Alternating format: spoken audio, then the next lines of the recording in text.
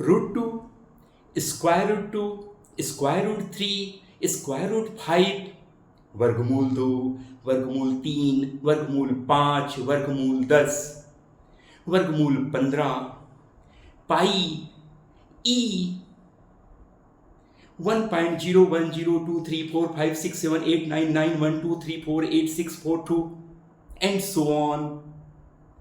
आप गेस कर सकते हैं मैं किस विषय पर बात कर रहा हूं? चलिए बताइए। बिल्कुल सही जवाब आपका। हम आज बात करेंगे अपरिमेय संख्याओं के बारे में, यानी जितनी भी मैंने संख्या यहां लिखी या बोला आपको, रूट 2, रूट 3, रूट 10, रूट 15, ये सभी अपरिमेय संख्याएं हैं। यहां तक कि पाई ज्यामिति रेशियो और ई यूलर स्थिरांक भी अपरिमेय संख्या है। और ऐसे सभी डेसिमल एक्सप्रेशन वाले नंबर जो कभी खत्म नहीं होते किंतु रिपीट नहीं होते, तो ये सभी अपरिमेय संख्या कहलाती हैं। लेकिन ये अपरिमेय संख्या आती कहां से हैं? चलिए बताइए, कमेंट बॉक्स में बताइए कि ये अपरिमेय संख्याएं आती कहां से हैं। एक और चीज क्वेश्चन है यहां पर, इन अपरिमेय संख्या क्या नेचर में हमें दिखाई देती है? क्या रूट 2, रूट 3, रूट 4 या पाई या ई को नेचर में आप देखते हैं? बिल्कुल सही आपने कनेक्ट किया, पाई। हर गोलाकार यानी वृत्त की परिधि, जो भी गोलाकार, ये जो कैमरा है वो भी गोल है ना? तो इस कैमरा की परिधि या सरकमफेरेंस को जब हम डिवाइड कर दें इसके डायमीटर से, तो जो ये ज्योमेट्रिकल रेशियो मिलेगा यही तो पाई है ना? ब्यूटीफुल। लेकिन पाई है वो वृत्त में छुपा हुआ है, हिडन है। ई यानी यूलर स्थिरांक। क्या है यूलर या आयलर स्थिरांक? क्या है ये नंबर 1.0012348967 ये या 3 पाई का वैल्यू 3.14 एंड सो ऑन। ये नॉन टर्मिनेटिंग और नॉन रिकरिंग है, चलता ही जाता है। पर ये आया कहां से और क्यों हम इसे अपरिमेय संख्या कहते हैं, इर्रेशनल नंबर कहते हैं, और हमें इसे सिद्ध करना भी आना चाहिए। सामान्यतया मैं जब ये बताता हूं तो हम पहचान तो लेते हैं, सीख लेते हैं, जान जाते हैं कि ये अपरिमेय संख्या है, किंतु हम ये नहीं जान सकते कि ये सिद्ध कैसे करें, ये क्यों अपरिमेय होता है। आप यदि अच्छे प्लेयर हैं तो आपको सिद्ध करना होगा, अच्छा खेलना होगा। यदि आप अच्छे स्टूडेंट हैं तो आपको अच्छा परफॉर्म करना पड़ेगा, आपका रिपोर्ट कार्ड देख के दिल खुश हो जाए। तो वैसे ही यदि ये अपरिमेय संख्याएं हैं तो इसे सिद्ध करना भी आना चाहिए। तो चलिए आज हम देखते हैं कि कैसे अपरिमेय संख्याओं को सिद्ध किया जाता है। और ये पाइथागोरस का प्रमेय है। पाइथागोरस ने ही बताया था कि अपरिमेय संख्या को कैसे प्रूव किया जाता है। यूक्लिड में भी इसके प्रूफ का विवरण मिलता है। और पाइथागोरस ने ही सबसे पहले ये बताया था कि अपरिमेय संख्याओं को भी हम नंबर लाइन में एक्सप्रेस कर सकते हैं। कमेंट बॉक्स में बताएंगे आप कि कैसे कर सकते हैं। मैंने इस पर एक वीडियो बनाया है, उसको जरूर देखेंगे। तो चलिए आज का प्रमेय है, थ्योरम है, root 2 prove that root 2 is a irrational number या root 2 is an irrational number.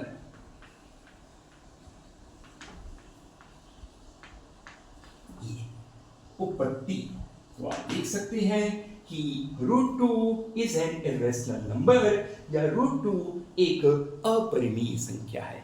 ऐसे ही रूट 3, रूट 5, 2 धन रूट 2, इस पर मैं अपरिमेय संख्या की वीडियो में बताया हूं, आप देख सकते हैं, किसी को भी आसानी से प्रूव कर सकते हैं। तो मैं ये प्रूफ दे रहा हूं बिल्कुल ओरिजिनल, जो पाइथागोरस ने दिया था। तो भाई अब इसे प्रूफ हम कैसे करें? प्रूफ करने के लिए विधियां होती है, इंडक्शन विधि, कॉन्ट्राडिक्शन विधि और कई प्रकार की लाखों विधियां होती है प्रूफ या सिद्ध करने के लिए। अब मैं सिद्ध कैसे करूं? चलिए बड़ी रोचक तरीके से हम सिद्ध करते हैं। अब ये बताइए, ये क्या है? चौक है। अब मैं कैसे सिद्ध करूं कि ये चौक है? या आप बताइए ये चौक है तो कैसे सिद्ध करो कि ये चौक है? चलो मैं तो मान लिया, आप भी मान लिए, लेकिन हम किसी बकरी को, मुर्गा को, गाय को, बैल को, हाथी को, चिड़िया को कैसे बताएंगे? कैसे बताएंगे कि ये चौक है? उसको तो चौक से कोई मतलब नहीं। हम क्या करते हैं, हम कुछ ऐसा तरीका ढूंढते हैं जिससे कि सबको समझ आए, सबको तर्क काम आए जिनका। अब हम देखते हैं, मान लेता हूं कि ये चौक नहीं है। अरे चौक नहीं है तो क्या है? अरे लड्डू है ये। लड्डू है तो ये गोल होगा। क्या ये गोल है? अरे ये तो गोल नहीं है। लड्डू होगा तो हम इसे खा नहीं सकते, क्योंकि लड्डू होता तो हम खा लेते। लड्डू होता तो वो कलरफुल होता, बड़ा रंगीन और आकर्षक होता, और उसको देख के ही फिर से खाने का मन करता। लेकिन हम दोनों ही स्थिति में देख रहे हैं कि ये लड्डू तो बिल्कुल नहीं है। यानी ये लड्डू नहीं है, यानी हम खा नहीं पाते, न इसका रंग वैसा आकर्षक है, न ये गोल है, तो ये लड्डू नहीं है, तो ये चौक ही होगा भाई, क्योंकि लड्डू तो है नहीं। तो इसे हम कॉन्ट्राडिक्शन नियम कहते हैं, विरोधाभास या कॉन्ट्राडिक्शन या विरोधाभास विधि। तो हम इसको प्रूव करने का जो तरीका अपनाएंगे, बाई कॉन्ट्राडिक्शन। बाई कॉन्ट्राडिक्शन बड़ा इंटरेस्टिंग है, वीडियो को पूरा देखेंगे। बाई कॉन्ट्राडिक्शन या विरोधाभास से। तो ये प्रूव करने बोला है √2 एक इर्रेशनल नंबर है, और ये मैं मान लेता हूं यहां पर बिल्कुल उल्टा बाय कॉन्ट्रडिक्शन कि √2 इज अ रैशनल नंबर। मैंने क्या मान लिया? इसे एक रैशनल नंबर मान लिया। अब रैशनल नंबर यानी P/Q के फॉर्म में होगा, फ्रैक्शन के फॉर्म में होगा, तो हम कह सकते हैं, या मैं अंग्रेजी में लिख रहा हूं, हिंदी में बोल रहा हूं, तो इसे दोनों विद्यार्थियों को फायदा हो जाएगा। तो या हम क्या बोलते हैं, √2 इक्वल टू A/B। बस आपको ध्यान रखना है A/B यानी यह रैशनल नंबर है, यानी यह फ्रैक्शन के फॉर्म में होगा। बस फ्रैक्शन के फॉर्म में होगा तो A/B यानी PQ के फॉर्म में, और B 0 नहीं होगा, मतलब ये पॉजिटिव या नेगेटिव इंटीजर्स होंगे। बस आपको एक ध्यान रखना है कि ये रेशनल नंबर है, और मैंने एक ऐसा रेशनल नंबर मान लिया है कि इसका जीसीडी यानी ये हम जब इसका जीसीडी लेते हैं, यानी ग्रेटेस्ट कॉमन डिविजर ये है, इसको हम को प्राइम भी कहते हैं। AB इक्वल टू 1 होना चाहिए। चलिए कमेंट बॉक्स में बताइए ऐसा मैंने क्यों लिया। भाई रेशनल नंबर यानी कोई भी अनुपात हम ले सकते हैं। 10/2 मैं सबको समझाऊंगा, 10/2, 5/7, 1/2, 4/2, 2/4, ये सभी हम ले सकते हैं। लेकिन हम यहाँ इस प्रकार का सब नहीं ले रहे हैं, हम ऐसा ले रहे हैं इस प्रकार का। क्यों? क्योंकि ये क्या है, ये को प्राइम है, क्योंकि इसका हम देख सकते हैं कोई भी कॉमन फैक्टर नहीं है जो कि कट या कैंसल्ड हो रहा है। क्योंकि अगर कोई कॉमन फैक्टर होता, जैसे यहाँ पर 10/2 को हम क्या लिख सकते हैं, 2 गुणा 5, और ले सकते हैं 2 गुणा 1, तो यहाँ पर ये दोनों कॉमन फैक्टर हो गए। 4 को लिख सकते हैं 2 गुणा 2, और 2 को लिख सकते हैं 2 गुणा 1, तो यहाँ पर भी 2 कॉमन फैक्टर हो गया। वैसे यहाँ पर तो यह इस प्रकार की परिमेय संख्या होगी। सामान्यतया इसे लोग प्रूव कर देते हैं, पर बताते नहीं कि आप क्या कर रहे हैं। पर हम यहाँ पर न केवल प्रूव करेंगे बल्कि उसे समझाएंगे भी, यानी इसका जीसीडी यानी इसमें कॉमन फैक्टर जरूर होगा, पर वह एक स्वयं होगा, या दोनों को को प्राइम कहते हैं, जिसका मतलब है कि दोनों अभाज्य संख्याएं होंगी। इसका मतलब है कि वह स्वयं और एक से विभाजित होगी, यानी दोनों में कॉमन फैक्टर एक होगा। तो यहाँ पर बोला जा रहा है आम लाना है खरीद कर, लेकिन दशहरी आम, ठीक है।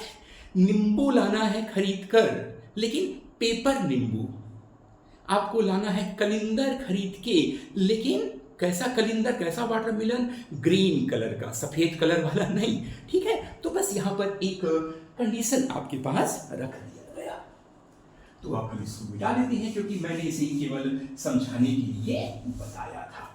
तो जब हम ऐसा देखते हैं तो आप समझ गए कि ये दोनों क्या है, बिल्कुल 5/7 जैसे हैं या 3/4 जैसे हैं, क्योंकि दोनों में कोई भी कॉमन फैक्टर नहीं है, और अगर है तो वह केवल एक होगा। अब हम क्या करते हैं, इसको 3 गुणा कर देते हैं, तो ये हुआ √2b या b√2 बराबर a। इसका स्क्वायरिंग कर देते हैं, वर्ग कर देंगे तो ये हो जाएगा b² यानी ये हो गया 2b² बराबर a। तो हमने क्या किया, पहले इसका 3 गुणा किया, 3 गुणा करने के बाद ये आया, उसके बाद हमने क्या किया, दोनों तरफ का वर्ग किया, स्क्वायरिंग बोथ द साइड्स। आप यहाँ या यहाँ लिखते चलिएगा, पेपर में एग्जामिनेशन में जब आप लिखेंगे तो इस तरफ या इस तरफ आपको लिखते रहना होगा। तो ये हो गया 2b², √2 खत्म हो गया, रूट खत्म हो गया तो 2 बचा, b² हो गया a²। इससे क्या मिला, कुछ समझ आ रहा है इससे? कमेंट बॉक्स में बताइए कि 2b² = a या a = 2b² का क्या मतलब होता है। कमेंट बॉक्स में आप बताइए। बिल्कुल सही, क्या बात है, कुछ लोगों ने बताया कि भाई a जो है इवन नंबर है, क्योंकि ये 2 से मल्टीप्लाई हुआ है तो यह इवन नंबर है। तो अगर भाई ये a² है, मैंने गलती कर दी, ये a² दोनों तरफ वर्ग किए ना अपन, तो ये वर्ग हो गया। तो a² क्या है, इवन नंबर है, सम संख्या है, ऐसी संख्या जो 2 से विभाजित होती है। तो भाई जब a² इवन क्यों है, कैसे मालूम पड़ा, क्योंकि इसमें 2 का गुणांक है, 2 का गुणांक है यानी 2 कॉमन है इसमें, इसीलिए यह 2 के गुणांक होने के कारण, 2 का गुणा होने के कारण यह एक सम संख्या होगी।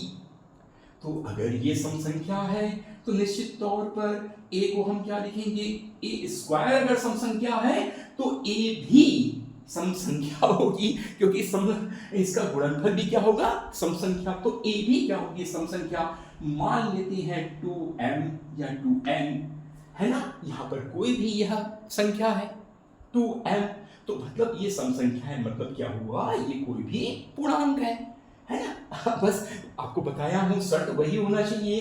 क्या शर्त होना चाहिए कि यह भाई कोई भी पूर्णांक है, कोई भी संख्या है, तो यह सम संख्या हो गई। तो सम संख्या को मैंने इस रूप में लिख दिया। अब इसको नेचुरल नंबर मान लीजिए, तो 2 एकम 2, 2 दूनी 4, 2 तिया 6, इस प्रकार की संख्या अनंत तक कुछ भी हो सकती है। अब हम आते हैं आगे।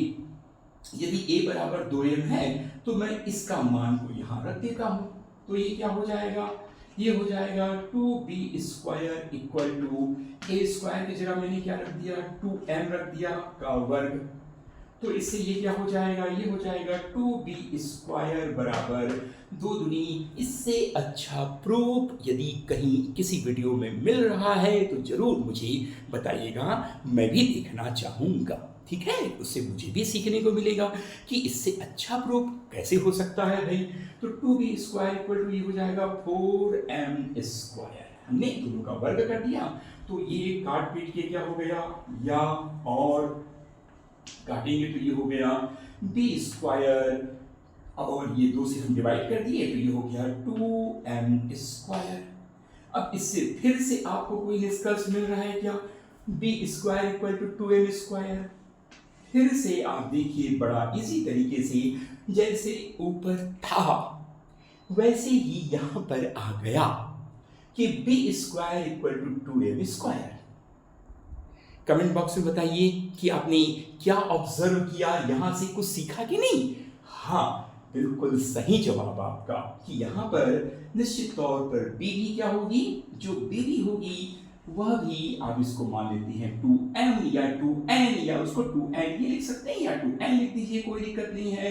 आपने उसको लिख दिया 2m लिख दीजिए, 2n लिख दीजिए। यहाँ पर बस ये n एक नेचुरल नंबर होगा, एक पूर्णांक होगा, 2 एकम 2, 2 दूनी 4, 2 तिया 6, क्योंकि यह एक सम संख्या होगी। बिल्कुल वैसे ही जैसे b वर्ग एक सम संख्या है, क्योंकि इसमें 2 का गुणा हुआ है, तो b भी एक सम संख्या होगी, यह इसमें लिख दिया गया है। तो निश्चित तौर पर हमें a भी मिल गया भाई और b भी मिल गई, और दोनों को हम यहाँ ले जाते हैं कहाँ पर, यहाँ पर, कि जो हमने पहले मांगा है √2 बराबर a/b। तो a की जगह हम लिख देंगे 2m और डी की जगह, बस ये एक संकेत है, बस उसको समझिएगा कि ये सम संख्या है। सम संख्या के लिए मैंने m और n ले लिया है। आप दोनों को सेम रख सकते हैं या सम संख्या लिख सकते हैं।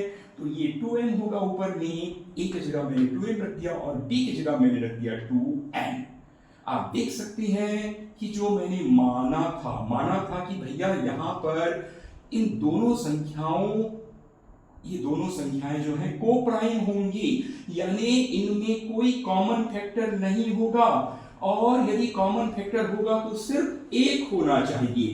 तो यह तो उल्लंघन हो गया भाई, क्योंकि यहाँ पर जो कॉमन फैक्टर है, जो जीसीडी है, वो क्या आ रहा है भाई, ए भी कितना आ रहा है, 2 आ रहा है, जबकि आना था ए, यहाँ आ रहा है 2।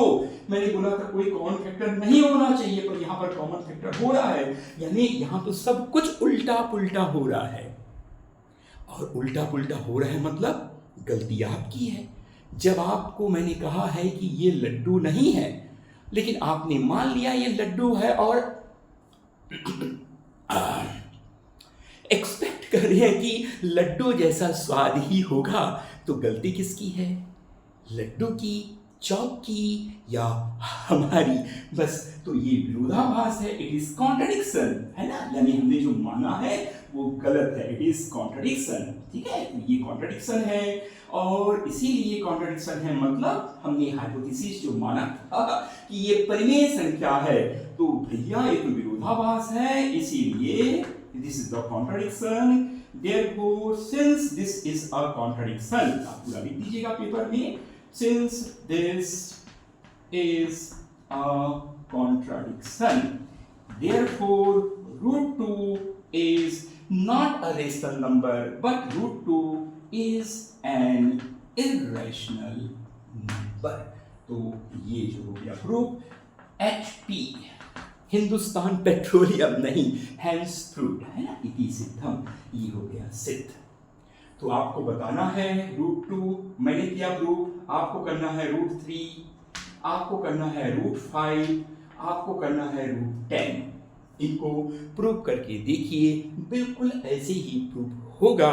और यदि प्रूव कर लिया तो बॉक्स में जरूर उसका इमेज दें, ताकि हम चेक करें कि आपने सिद्ध किया या नहीं, प्रूव किया या नहीं। उम्मीद है यह समझ आया होगा, और अच्छा लगा तो अपने दोस्तों और अपने साथियों को भी शेयर करें, लाइक और शेयर करें जरूर। थैंक यू देखने के लिए। Hello, thank you.